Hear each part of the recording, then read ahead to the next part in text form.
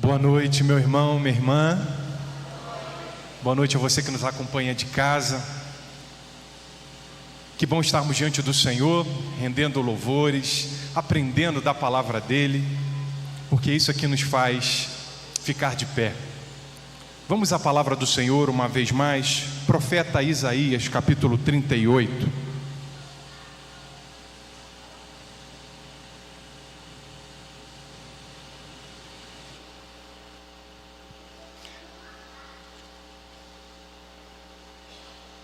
Nós leremos até o verso 8. Assim nos diz a palavra do Senhor. Por esse tempo Ezequias adoeceu de uma enfermidade mortal. O profeta Isaías, filho de Amós, foi visitá-lo e lhe disse: Assim diz o Senhor, põe ordem à sua casa, porque você morrerá, você não vai escapar. Então Ezequias virou o rosto para a parede e orou ao Senhor. Ezequias disse: Ó Senhor, lembra-te de que andei diante de ti com fidelidade, com coração íntegro, e fiz o que era reto aos teus olhos. E Ezequias chorou amargamente. Então a palavra do Senhor veio a Isaías dizendo: Vai e diga a Ezequias: Assim diz o Senhor, o Deus de Davi, seu pai: Ouvi a sua oração e vi as suas lágrimas. Acrescentarei 15 anos à sua vida. Livrarei das mãos do rei da Assíria, tanto você quanto esta cidade. Eu defenderei esta cidade. Este é o sinal que você receberá do Senhor, para indicar que Ele cumprirá o que prometeu. Eis que farei retroceder 10 graus a sombra lançada pelo sol declinante no relógio de Acás. Assim, o sol retrocedeu os 10 graus que já havia declinado. Senhor bendito, uma vez mais pedimos as tuas bênçãos. Ó Deus, o teu consolo, o teu discernimento, a tua direção, porque carecemos ser abençoados e visitados pelo Senhor. Visita o meu irmão, a minha irmã, aquele que nos acompanha de casa, e mesmo aqueles, Senhor, que daqui a um tempo terão a oportunidade, ó Deus, de assistir este culto. Ó Deus, precisamos de Ti, venha sobre nós. Nós oramos em nome de Jesus. Amém. Ezequias, uma sentença, um choro, um socorro. Uma sentença, um choro, um socorro. O rei Ezequias foi um rei de Judá. O reino do norte já havia caído em 722 a.C. E Ezequias sucedeu o seu pai, um pai perverso, Acás. E depois de Ezequias, o seu filho, Manassés, veio a governar o reino de Judá, a partir de Jerusalém. A Síria já havia se colocado diante do reino do norte, invadido e a levado para o cativeiro. A dinastia do norte acabara. A Síria agora estava espreitando Judá, tensionando. E quando Ezequias se levanta, como um rei temente a Deus, diferente do seu pai, Ezequias começa a fazer as suas reformas, levar o povo a temer a Deus, uma nova perspectiva, um homem segundo o coração de Deus, um homem que na linhagem de Davi estava honrando a Deus e levando o povo a seguir os preceitos do Senhor. Ezequias então começa a fazer as suas reformas e é bem sucedido. Mas a Síria ainda estava bem próxima. Ezequias reinou por 29 anos, de 715 a 686. Esse episódio, inclusive, que acabamos de ler, ele é anterior àquele episódio de Senaqueribe, o rei da Síria, invadindo Judá, se aproximando de Jerusalém, inclusive invadindo algumas cidades periféricas, mas chegando diante de Jerusalém, o Senhor dá um grande livramento. Esse episódio, embora esteja depois desta narrativa, isso também acontece no livro dos Crônicas, no segundo livro, esse episódio é anterior a esta cena dramática, onde o rei da Síria tenta invadir Jerusalém e Ezequias resiste. Aquele episódio maravilhoso que Ezequias e Isaías vão ao templo, apresentam diante do Senhor afronta, e Deus intervém em favor deles. Ezequias foi um rei temente a Deus, mas não perfeito. Teve algumas dificuldades, alguns deslizes, a sua história narra isso, mas foi um homem que seguiu os caminhos do Senhor, buscou com integridade o Senhor, esteve lutando a todo instante contra o impostor que havia nele, e esse mesmo que há em mim e em você, a todo instante lutando contra a carne. E os relatos bíblicos, diferente de muitos outros, não muitas vezes a Bíblia faz isso, mas os relatos bíblicos nos apontam o temor de Ezequias. E a história de Ezequias nos traz muitos ensinamentos, nos inspira de muitas formas. De muitas formas. Estava indo tudo bem, as reformas acontecendo, Ezequias levando o povo a se unir em torno do Senhor, do nome do Senhor, do louvor, as festas retornando. Mas de repente, Ezequias adoece. E não uma doença qualquer, uma doença mortal. Uma doença que era para a morte. Estava indo tudo bem. E não bastasse então a sua doença, veio a própria palavra do Senhor confirmando que aquela doença, sim, iria levá-lo à morte. Deus manda o profeta Isaías ir até ele e a dizer: coloca a tua casa em ordem, você não vai escapar, não vai. Há quase um consenso total de que Manassés ainda não era nascido. Essa é a linha proeminente. Por isso, a Síria tensionando, Ezequias sem filho. Deus havia prometido uma linhagem do trono de Davi, ou seja, o trono de Davi não ficaria sem um rei da linhagem de Davi. E mais a notícia da morte, através daquela enfermidade terrível, uma úlcera. Então veja, diante deste cenário, sem filhos, a Síria tensionando. Ora, o que seria dele então? O que iria acontecer? Mas imediatamente Ezequias se volta para a parede, depois daquela terrível notícia, e ora ao Senhor. E não apenas ora, ele chora, ele se derrama diante do Senhor. Vai nos dizer, como nós acabamos de ler no verso 3: ó Senhor, lembra-te de que andei diante de ti com fidelidade, com coração íntegro, e fiz o que era reto aos teus olhos. E Ezequias chorou amargamente. Ele chorou, colocou a sua doença, tudo aquilo que pesava em seu coração diante de Deus.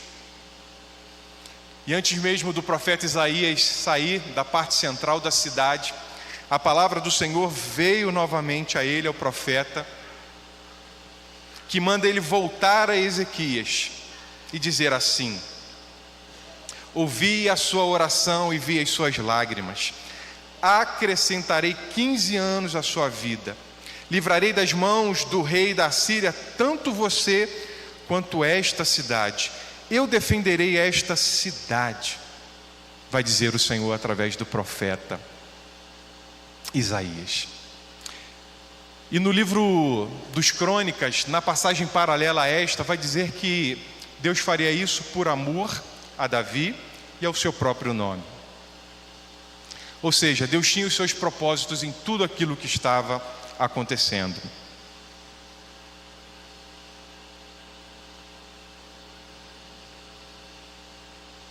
Temos diante de nós uma sentença, um choro, um socorro. uma sentença assim, meu irmão, minha irmã, o que você faria se você recebesse uma sentença como essa? E não precisa ser necessariamente igual a essa, mas uma sentença que te diga: olha, nada vai mudar contigo, com a sua história. Você nasceu assim, você vai morrer assim. Olha, isso que você está vivendo não tem solução. Esse problema não vai acabar.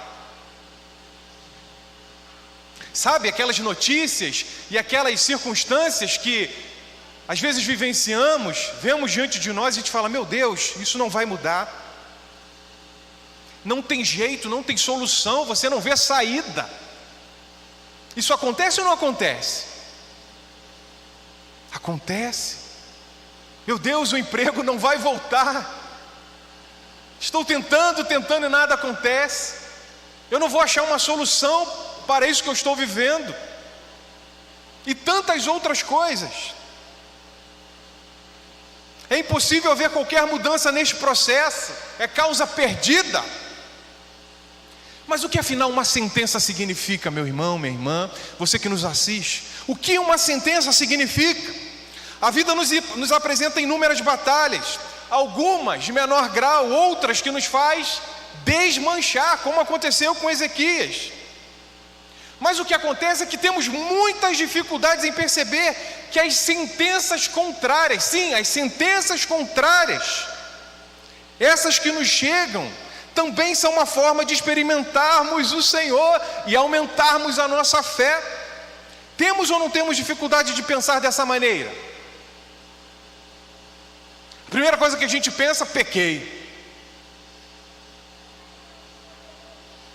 Alguma coisa aconteceu. É verdade, muitas das coisas que nos sobrevêm são por consequências, decisões erradas.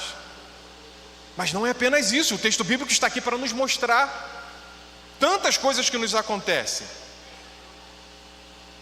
O que necessitamos, o que Deus quer trabalhar em nós, em muitas circunstâncias, estará depois de uma sentença contrária, meu irmão, minha irmã. Muitas vezes estará depois. Por isso não espere mar tranquilo. Né? Como a gente costuma brincar, a vida não é um morango com leite condensado. É assim que acontece. É assim. Ezequias era homem fiel, meu irmão, minha irmã. Não era para nos pasmarmos. Ezequias era homem fiel e recebeu uma sentença de morte. Recebeu uma sentença de morte. Porém, reagiu com temor e devoção a Deus. A sua sentença, meu irmão, minha irmã, seja ela qual for, precisa te levar para perto de Deus. Precisa te levar para perto de Deus. Não desperdice a sua sentença. Não a desperdice. É dessa forma, muitas vezes, que Deus trabalha em nós. A sua vitória, o que você almeja, o que Deus quer fazer em você. Muitas vezes, não se esqueça disso, e o texto bíblico está aqui para nos dizer isso claramente, com todas as letras. Muitas vezes estará depois de uma sentença contrária. Então, o que fazer com essas sentenças contrárias? Veja o que nos diz Romanos capítulo 8.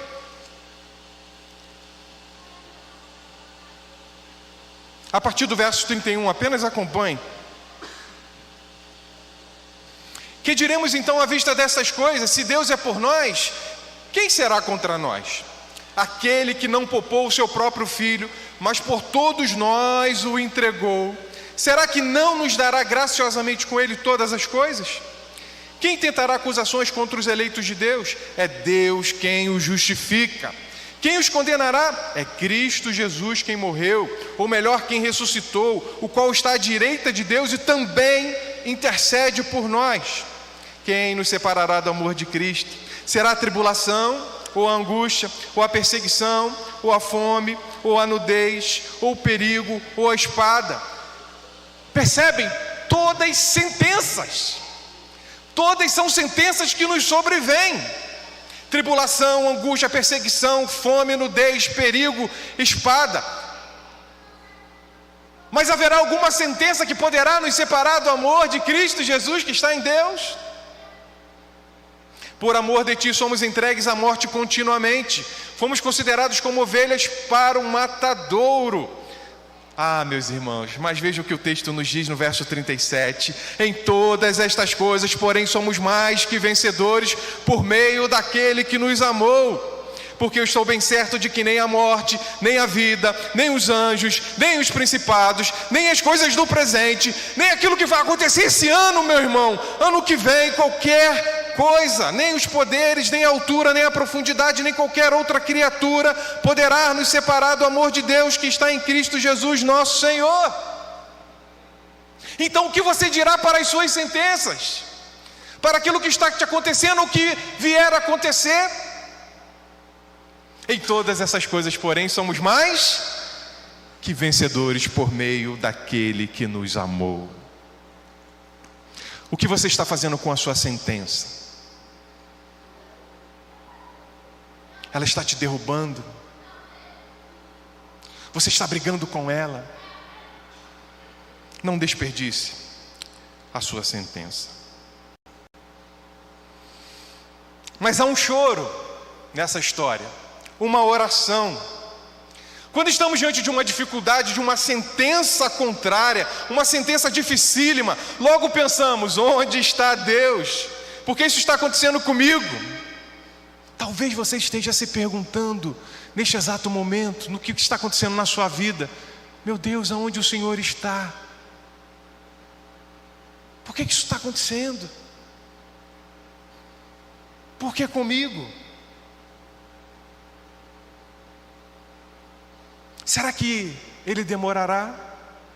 Será que Ele não virá? A que distância Ele está? A que distância, meu irmão, minha irmã, Deus estava de Ezequias? A que distância? Ele estava à distância de uma parede, e logo depois das lágrimas. Ele estava à distância de uma parede, e logo depois das lágrimas. O que esse texto está nos dizendo? Que além das muitas misericórdias de Deus em nos dar aquilo que nós não merecemos, de nos poupar de muitas coisas que nós merecíamos, Ele também está perto daquele coração que o busca, que o reconhece, que clama por Ele. E para isso, meu irmão, minha irmã, basta um choro, basta um coração rendido, basta uma parede para você se encostar e orar. Deus está à distância, meu irmão, do seu quarto, de você entrar nele e orar. Deus está à distância de você descer da sua soberba e arrogância e reconhecer o quanto você precisa dele, que você sem ele não é nada. A distância que Deus estava de Ezequias era a distância de um coração contrito, de um coração que queria estar com Deus, de viver com Ele.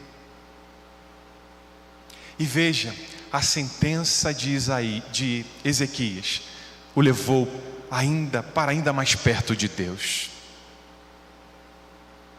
Se a sua sentença não está te levando para mais perto de Deus ou para perto de Deus, meu irmão, alguma coisa está de errado. O seu coração precisa mudar de curso. Alguma coisa precisa ser mexida aí dentro. Alguns conceitos precisam ser revistos. Quando Ezequias ora, quando ele clama a Deus, quando ele diz: Senhor, eu andei em integridade diante de Ti, o que ele estava dizendo era: Senhor, eu só quero viver para Ti. O Senhor é o propósito primeiro da minha vida. Não era porque Ezequias era bonzinho: Senhor, olha o que eu fiz, me dá de volta. Isso era uma consequência de uma vida íntegra, de alguém, não perfeito, mas que queria viver no temor do Senhor.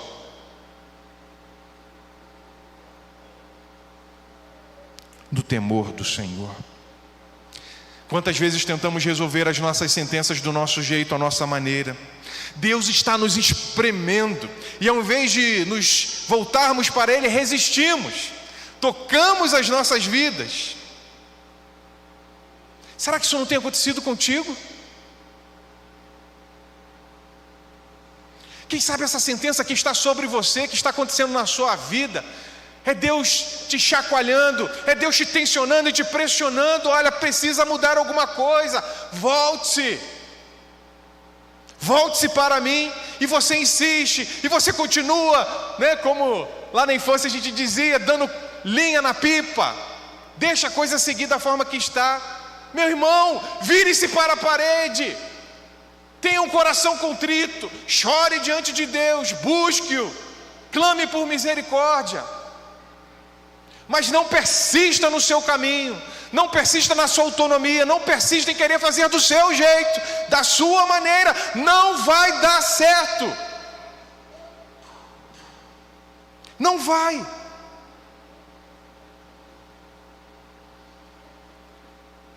E isso deve nos inquietar um pouco mais ainda, porque nos vem a pergunta: quem é Deus de fato para mim e para você? Que lugar Deus tem na minha e na sua vida? A oração de Ezequias está nos mostrando que Deus não era um qualquer na vida dele, era o seu Deus, o seu Senhor. Não brinque com Deus, não toque a vida achando que é apenas ir e vir à igreja, uma religiosidade fria. Meu irmão, Deus é o nosso tudo. Ele é o nosso propósito primeiro. E se tudo na nossa vida não concorrer, não refletir neste conceito, a coisa não vai andar bem.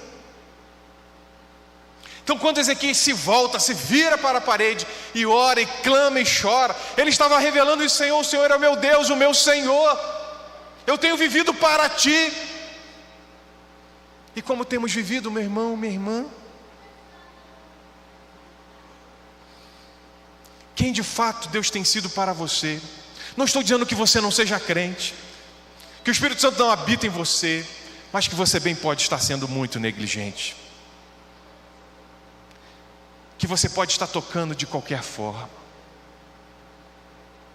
que você pode estar tomando decisões de qualquer maneira. Ah, que perigo! Ah, que perigo!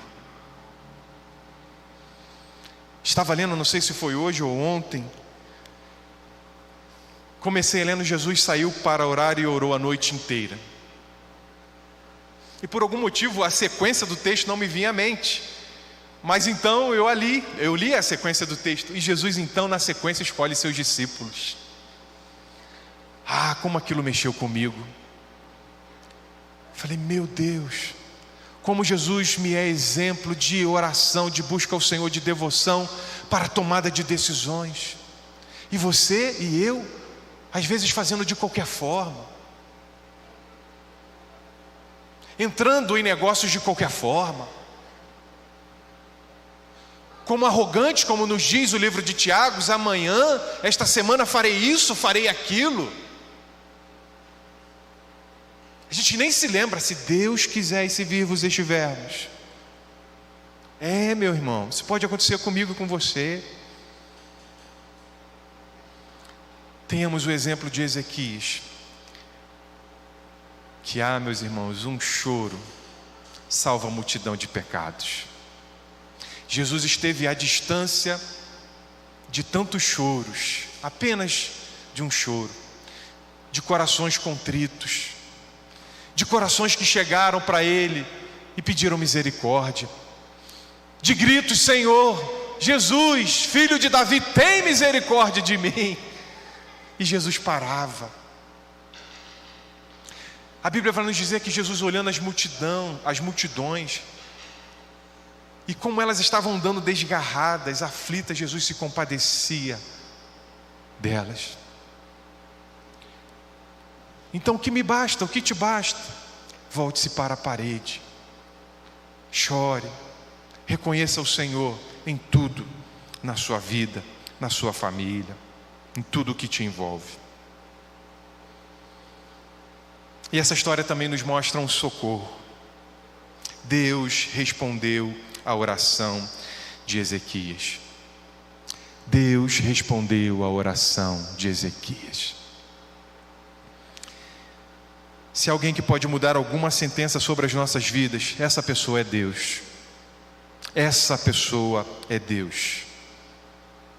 Por isso nós cantamos: grande, grande, Tu és digno de todo louvor, porque Ele pode. Eu não posso, meu irmão. A medicina não pode tudo. A tecnologia, por mais avançada que esteja, nós amamos, não faz tudo. Deus pode mudar sentenças sobre as nossas vidas. Mas entendamos uma coisa primeiro: a redenção final de todas as coisas já está com data marcada. Tudo terminará bem. Ele cumprirá a sua promessa de enxugar definitivamente as nossas lágrimas. Definitivamente. Jesus fará nova todas as coisas, nos diz Apocalipse 21.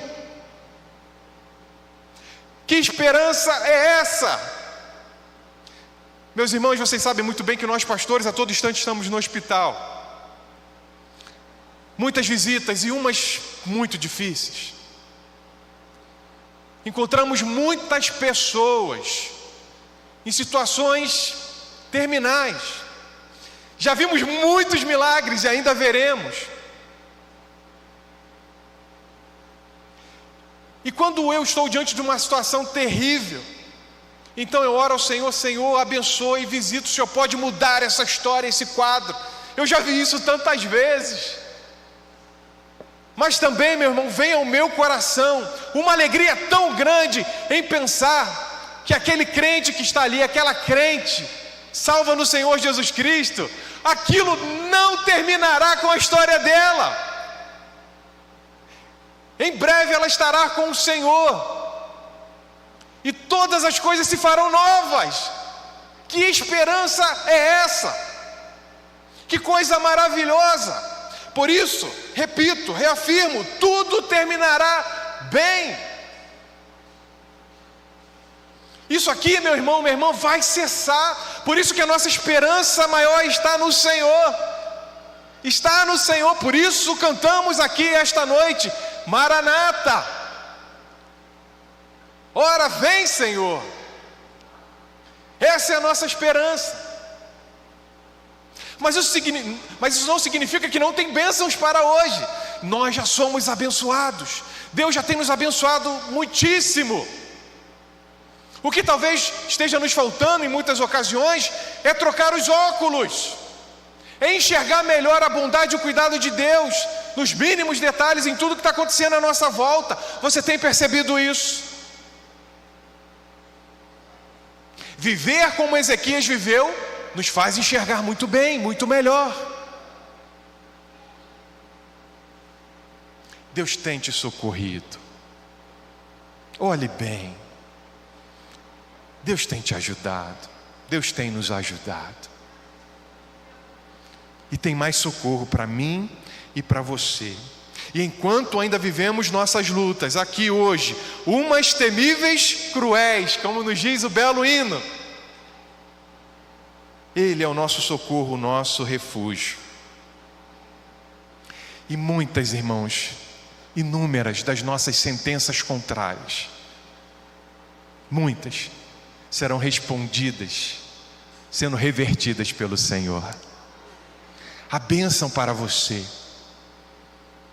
Começamos dizendo que Deus quer se revelar através das sentenças contrárias. Deus está nelas e muitas delas serão revertidas.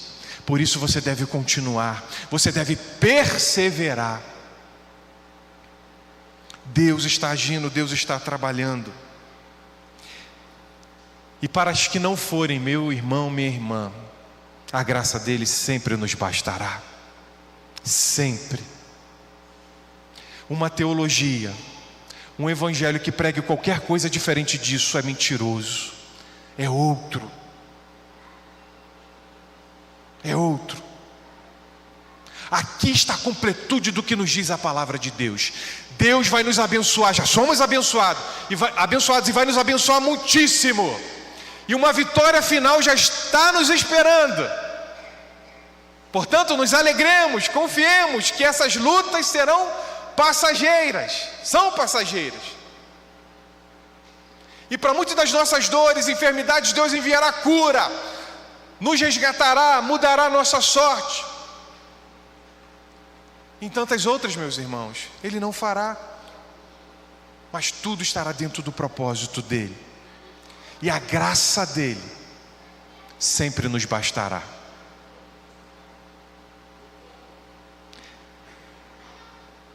Não haverá choro perpétuo para os filhos de Deus. Siga em frente, confie. Uma sentença, um choro, um socorro. Você está com uma sentença sobre você, seja ela qual for, dificílima, mas que algo que esteja te incomodando. Será que não está te faltando um coração que se volte integramente para o Senhor, como foi Ezequias? Talvez o socorro esteja próximo, meu irmão, minha irmã, mas você não está indo na direção correta. E a tensão continua, porque Deus está te mostrando e te dizendo: este não é o caminho.